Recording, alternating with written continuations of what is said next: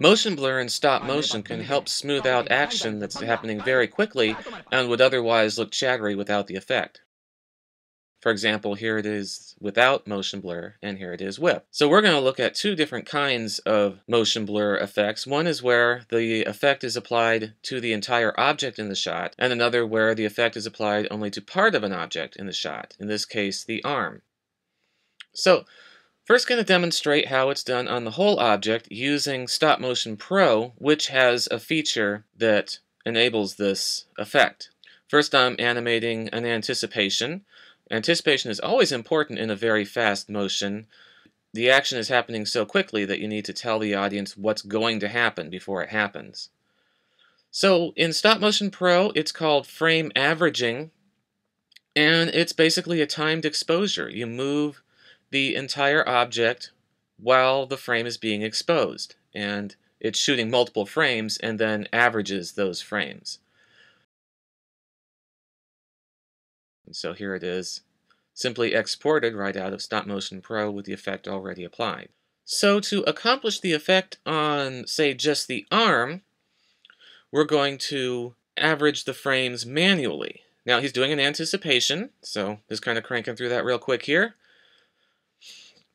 Did it in 2, so not too smooth.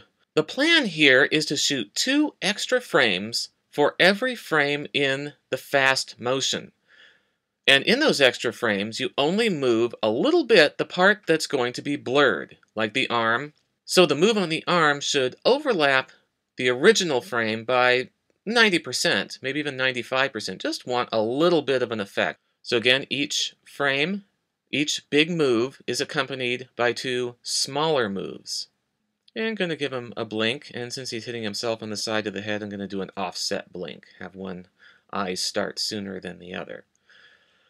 Since I don't want it to look like he's giving himself a concussion, I'm actually kind of easing out the move as it approaches the head. Being a fast move is kind of subtle, but to increase the feeling of the impact, as soon as the hand hits the head, the very frame that the hand hits the head, I move the head.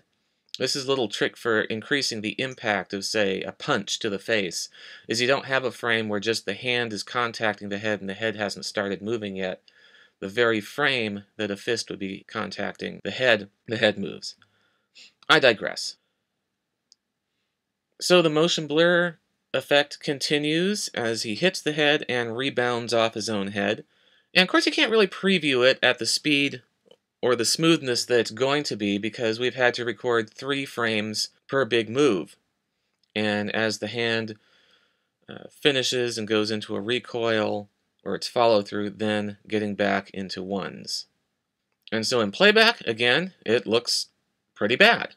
But in editing, in this case in Final Cut, I'm going to find those frames where they're in 3s, and I'm going to slice up those 3 frames and stack them up.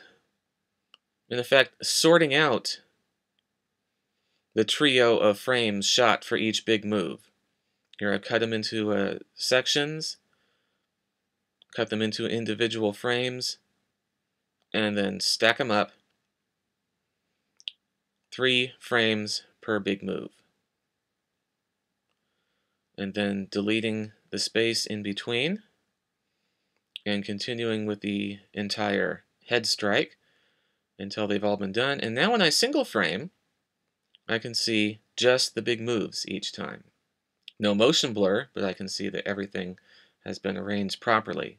To get the motion blur effect, I'm going to change the opacity to 50% on one frame and then copy that attribute to all of the extra frames. So all those frames on the 2 extra tracks are going to be 50%. And now I've got the motion blur effect. The 3 frames have been averaged into 1, and we get that action smoothed out. So to get that effect in Dragon, what you do is when you shoot those extra frames, just delete them as you go. The effect is that, of course, all the main frames will be in the feed folder, and all the frames that you deleted are in the backup. You have to manually find them, but you can import them into Final Cut, or in this case, into Photoshop, where the same idea of changing the opacity of the extra frames to 50% can get the motion blur effect. क्या है तुम्हारे पास?